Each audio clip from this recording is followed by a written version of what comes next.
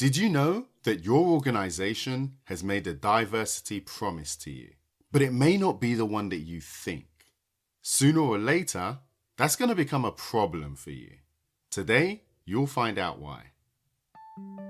I'm Jonathan Ashong Lamptey, and this is the Resource Group's podcast, where every week we connect the dots in terms of best practices and practical research. We do this to help the people within your workplace reach their potential and drive performance through inclusive practices. We're on a mission to give you the tools that you need to make a difference where you work.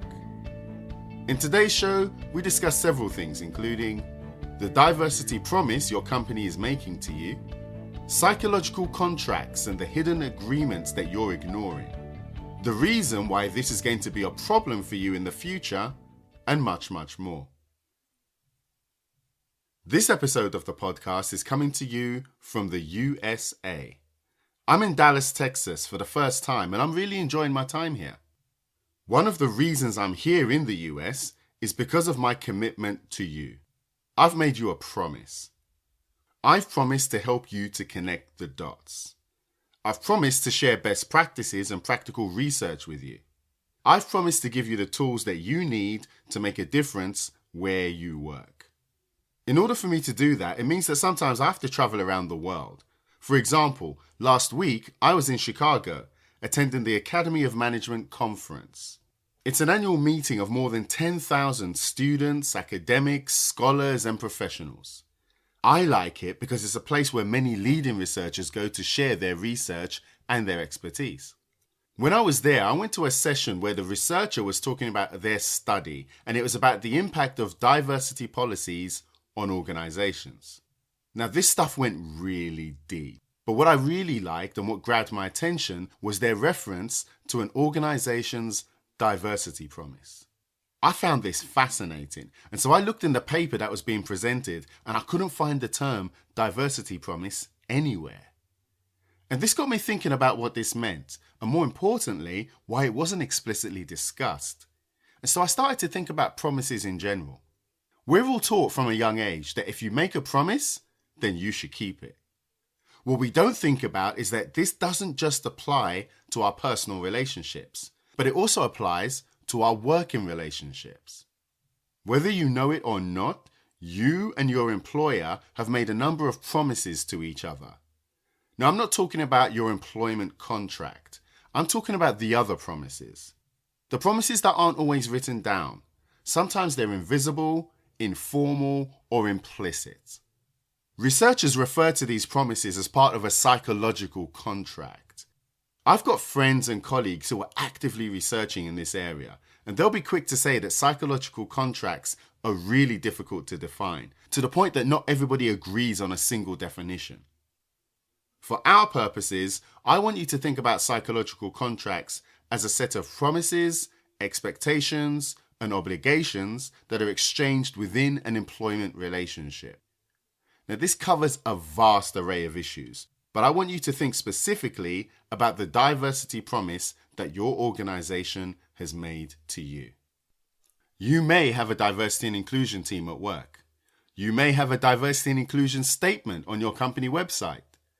You may be tempted to go to your company website and you're going to see a declaration that says something like, "We are committed to promoting diversity and inclusion and provide equal opportunity to people of all races, ethnicities, etc." And the list goes on. I understand that you may think that this is part of a diversity promise, but I don't want to focus on these because I don't think of these as being invisible, informal, or implicit. In fact, I'm telling you that they're not. These are actually very visible, formal, and explicit. So think about that for a second. What are the invisible, informal, and implicit promises that your employer is making about diversity and inclusion to you? What is their diversity promise? I also want to mention, if you're finding this for the first time, make sure you check out the show notes. You can access these wherever you're listening to this podcast right now. The show notes have got details of all the reports and all the resources that are mentioned in the show, and I've put this together for you so that you can go a little bit deeper into anything that we discuss here.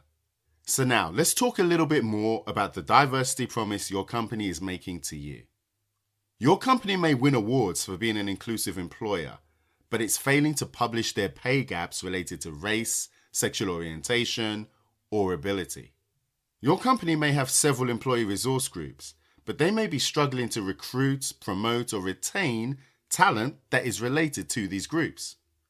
Your company may have senior leaders who talk about diversity and inclusion all of the time, but this isn't reflected in any of their teams. These are some of the clues that are going to point you towards the true diversity promise that your organization is making. Just like when you were kids, you had friends who made promises and never kept them, who said one thing and did another, who after a while you simply did not trust. Because you're listening to this podcast, I already know some important things about you. I know that you believe what I believe. I know that you want a workplace where everyone is free to reach their potential. I know that you want to hear a diversity promise and believe in it. So if you think back to your organization and pay attention to the invisible, the informal, and the implicit promises that they're making, the true psychological contract that you've entered into will become quite clear. And if you don't like the promise being made, if this promise doesn't meet your standards, then sooner or later, this is going to become a problem for you.